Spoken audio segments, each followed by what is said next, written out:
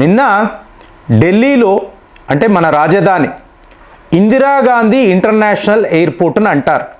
ఇక్కడ 2 గంటల సేపు ఒక విమానము కూడా ఎగరలేదు.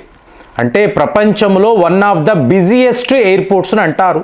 ప్రపంచ స్థాయిలో పెద్ద పెద్ద డిప్లొమాట్స్ ఇక్కడికే వస్తారు. అలాంటి ఎయిర్పోర్టులో మీకు నరకము అంటే ఏంటో ప్రాక్టికల్గా అందరూ చూశారు. 2 అవర్స్ ఒక విమానము కూడా మీకు ల్యాండింగ్ లేదు, ఇక్కడ నుంచి టేక్ ఆఫ్ లేదు. ఏం జరిగింది అంటే జీపీఎస్ స్పూఫింగ్ అని అంటారంట. అంటే ఈ జీపీఎస్ సిగ్నల్స్ ఉంటాయి చూసారా, వాటిని జామ్ చేయడం. అంటే జామ్ చేయడం అని కూడా అనకూడదు, మీకు డైవర్ట్ చేయడం. అంటే ఒక ఫేక్ శాటిలైట్ సిగ్నల్, మీకు పాకిస్తాన్ సరిహద్దు కదండి, ఇక్కడ రెగ్యులర్ బేసస్లో ఇలాంటివి ఉంటాయి. ఇంకా చెప్పాలంటే ఆపరేషన్ సింధూర్ టైంలో మనం ఇదే పని చేసాం. అంటే చైనా వాళ్ళ యుద్ధ విమానాలు, వాళ్ళ మిజైళ్ళు, సో వీటి యొక్క మీకు ఆ పొజిషన్ ఉంటుంది చూసారా, ఆ పొజిషన్ని మనం జామ్ చేయగలిగాం. జామ్ చేసి తరువాత మనం దాడులు, అంటే వాళ్ళ రేడార్స్ అనండి, కమ్యూనికేషన్ వ్యవస్థ, మీకు నావిగేషన్ సర్వము జామ్ చేసి తరువాత దాడులు. మరి ఇవాళ మీరు చూసారనుకోండి, నమ్మరు, 1550 విమానాలు ప్రతిరోజు కూడా ఇక్కడ నుంచి ఆపరేట్ అవుతాయి. 1550 విమానాలు అంటే జస్ట్ ఇమాజిన్ అండి, 4 అతి ముఖ్యమైన రన్వేస్ ఉంటాయి. మీకు ఇక్కడ ఇన్స్ట్రుమెంట్ ల్యాండింగ్ సిస్టమ్ అనే దాని మీద ఇవాళ పెద్ద లెవెల్లో వర్క్స్ జరుగుతున్నాయి. అంటే ఇన్స్ట్రుమెంట్ ల్యాండింగ్ సిస్టమ్ అంటే ఏంటి, మీకు ఢిల్లీలో పరిస్థితి, ఎవరైనా మిత్రులు ఈ టైంలో ఢిల్లీలో ఉంటే రాయండి అసలు ఏం జరిగిందో. ఎందుకంటే 2 గంటల సేపు విమానాలు ఆగిపోయాయి అంటే మీకు అట్టర్ కేయాస్ అని చెప్పాలి, ఎవరికి ఏం అర్థం కాలేదు. సో ఇప్పుడు మీకు నవంబర్ కదా, విపరీతమైన ఫాగ్ ఉంది అనుకోండి, ఆ టైంలో విమానం ఎలా ల్యాండ్ అవుతుంది, ఎలా టేక్ ఆఫ్ అవుతుంది?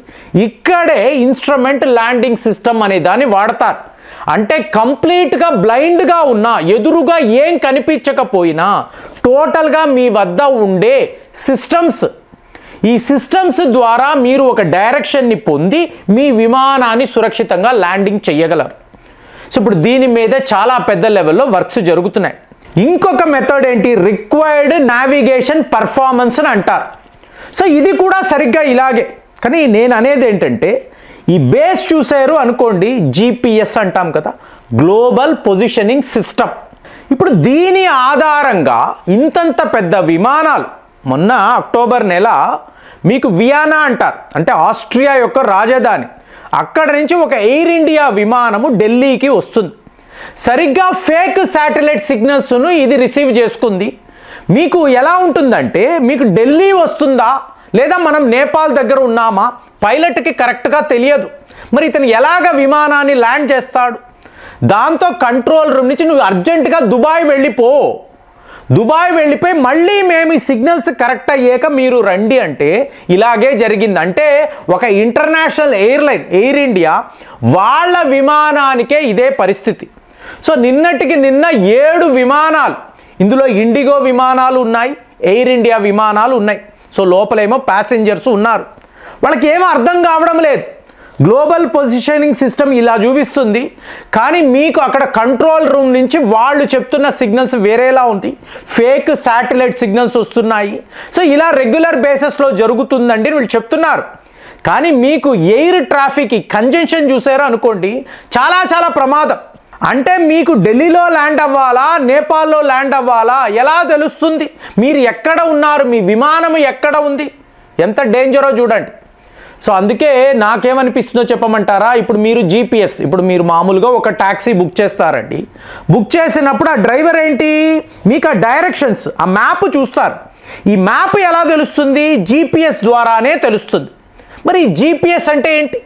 ఏముంది ప్రేమ్ గారు, గ్లోబల్ పొజిషనింగ్ సిస్టమ్ అంతే కదా అంటారు. కాదండి, ఇక్కడ ఎలా ఉంటుందంటే ఇదంతా కూడా అమెరికా వాళ్ళు ఆపరేట్ చేసే విధానాలు. మీకు అమెరికా గవర్నమెంట్ వాళ్ళ ఎయిర్ ఫోర్స్ జీపీఎస్ని ఆపరేట్ చేస్తారు. దీన్నే వీళ్ళు డెల్టా 31 కంపెనీ అంటారు. సో ఎవరో ఎక్కడో కంట్రోల్ రూమ్లో కూర్చొని మీ జీపీఎస్ను ఆపరేట్ చేస్తున్నారు. మన ఏం జరిగిందండి, మనము 5 నోటామ్స్ని అన్నాం. ఇమీడియట్గా మాల్దీవ్స్ నుంచి అమెరికా వాడు పొసాడియాన్ అంటాం చూసారా, ఇది ఒక సర్విలెన్స్ విమానం, దీనిని పంపిస్తున్నాడు. అసలు Bay of Bengal, Indian Ocean region, central India, ఇక్కడంతా ఏం జరుగుతుంది, అసలు వీళ్ళు ఎలాంటి విమానాలు వాడుతున్నారు, ఎలాంటి మీకు యుద్ధ నౌకలు తిరుగుతున్నాయి, ఇవన్నీ వాడు గమనించి తిరిగి వెనక్కి, వీడికి ఏంటండి పని, మన దేశంలో మనము త్రిశూల్ మిలిటరీ ఎక్సర్సైజెస్ మనము నిర్వహిస్తూ ఉంటే అమెరికా వాడికి ఏంటి పని అంటే ఎక్కడ లేని ఈర్ష, ద్వేషము, మనము ఎదగడమే వాడు తట్టుకోలేకపోతున్నాడు. ఇదంతా ఏంటి, పాకిస్తాన్కి చేరవేయడం. ఈ ఇన్ఫర్మేషన్ అంతా పాకిస్తాన్కి చెప్పి ఇక్కడ భారత్కు సంబంధించి ఇలాంటి అస్త్రాలు ఉన్నాయి, ఇలాంటి విమానాలు వాడుతున్నారు, ఇలాంటి నౌకలు ఉన్నాయి. అలాంటిది అమెరికాను మీరు ఎలా నమ్ముతారు? ఒకప్పుడు వేరండి, ఇప్పుడు వేరు. న్యూ ఇండియాలో పరిస్థితులు మారిపోయాయి. ఇవాళ మనము అగ్రెషన్, మనము ప్రోయాక్టివ్గా ఉంటున్నాం. అప్పుడు వాళ్ళు ఏమైనా చేస్తే అప్పుడు మనం తిరగబడేవాళ్ళం. ఇప్పుడు అలా కాదు, వాడు ఆలోచిస్తే ఇక్కడ దాడులు స్టార్ట్ అయిపోతున్నాయి. అలాంటి ఒక భారత్లో ఇవాళ అమెరికా వాడు పన్నుతున్న ఈ కుట్రను మీరు గమనించారనుకోండి, వాడి చేతిలో మన విమానాలనంతా, మన ఎయిర్పోర్ట్స్నంతా తీసుకువెళ్ళి పెట్టాం. ఇది ఎంత పెద్ద పొరపాటు. ఇప్పుడు రష్యా అన్నారు అనుకోండి, గ్లోనాస్ అనబడే ఒక శాటిలైట్ వ్యవస్థను వాళ్ళు ఇలాగ నావిగేషన్ కోసం ఉపయోగిస్తారు. ఇక చైనా అన్నారు అనుకోండి, బైడూన్ అంటారు. ఈ బైడు అనబడే మీకు ఈ డైరెక్షన్స్ చూపించే శాటిలైట్ వ్యవస్థ వాళ్ళు వాడుతున్నారు. ఇంకా చెప్పాలంటే అమెరికా యొక్క ఆప్త మిత్రులు అని చెప్పుకునే యూరోప్ యూనియన్ వాళ్ళు గలీలియో అనబడే నావిగేషన్ సిస్టమ్నే వాడతారు. అంటే ఎవరికి వాళ్ళు తమ సెక్యూరిటీ విషయంలో జాగ్రత్తగా ఉంటున్నారు. కానీ మన పూర్వ నాయకులు గొప్పవాళ్ళు వాళ్ళు ఏం చేశారు, టోటల్గా అమెరికాకు సరెండర్ చేశారంటే మన యావత్ డైరెక్షన్ సిస్టమ్, మీరు ఒక ఆటో ఎక్కండి, ఒక బైక్ ఎక్కండి, ఒక ట్యాక్సీ అనండి, అక్కడ నుంచి విమానాల దాకా, మీ నౌకల దాకా కూడా మీరు ఏం చేస్తారు, ఈ జీపీఎస్నే వాడతారు. వీటికి సంబంధించిన మిలిటరీ శాటిలైట్స్ అమెరికా వాడి చేతిలో ఉంటుంది. వాడు తలచుకుంటే టోటల్గా మీ యొక్క వ్యవస్థనే డిస్రప్ట్ చెయ్యగలడు. ఇప్పుడు అదే చేస్తున్నాడా? జీపీఎస్ స్పూఫింగ్ అంటున్నామండి. ఒక భారీ ప్రమాదము జరిగింది. 1550 విమానాలను మీరు అక్కడ ఢిల్లీలో ఆపరేట్ చేస్తున్నారంటే ఎంతెంత మంది ఢిల్లీకి వస్తూ ఉంటారు, ఎంతెంత మంది ఇక్కడి నుంచి వెళుతూ ఉంటారు, ఎంత ఒక డేంజరస్ సిచ్యువేషన్ చూడు. ఇవాళైనా మనం మేలుకోవాలి. మన కోసము విడి శాటిలైట్ ఉండాలి, విడి నావిగేషన్ సిస్టమ్ ఉండాలి. ఇంకా కూడా అమెరికా యొక్క జీపీఎస్ను నమ్మడము అనేది నాకు తెలిసి అతి పెద్ద పిచ్చి పని. ఇది ఇక మనము చెయ్యకూడదు. మనం కళ్ళ ముందు చూస్తున్నాము. మనము ఆపరేషన్ సింధూర్లో ఏం చేశామో, పాకిస్తాన్ చైనాకు ఎంత నష్టము కలిగించామో అదే పని వాళ్ళు కూడా మనకు చేయొచ్చు కదా. సో ఇదంతా చూస్తున్నప్పుడు ఇవాళ మనము మన నావిగేషన్ సిస్టమ్ని హైయెస్ట్ లెవెల్లో ఆపరేట్ చేయాలండి.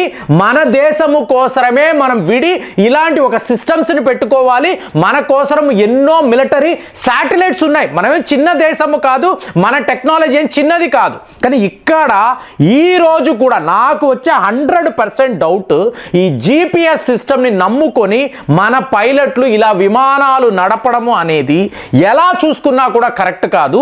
ఇమీడియట్గా మనం మన టెక్నాలజీని మార్చేయాలి. ఈ జీపీఎస్ సిస్టమ్ని ఇక మీదట వాడకూడదు. దీనికి 6 నెలలు పట్టొచ్చు, సంవత్సరం పట్టొచ్చు, కానీ ఇది మనము చేసే తీరాలి అని నాకైతే అనిపిస్తుంది. మరి మీరేమనుకున్నారు? 2 గంటల సేపు ఇలా విమానాలు ఆగిపోతే, అదీను ఢిల్లీలో ఒక ఇంటర్నేషనల్ ఎయిర్పోర్ట్లో ఇది పరిస్థితి అంటే మన మీద ఎన్ని రకాలుగా కుట్రలు జరుగుతున్నాయి, దీన్ని మనం ఎలా తిప్పికొట్టాలి? ఆలోచించి మీరు మీ అమూల్యమైన అభిప్రాయాలు తెలియజేయండి. మళ్ళీ వచ్చే వీడియోలో కలుద్దాం. జై హింద్.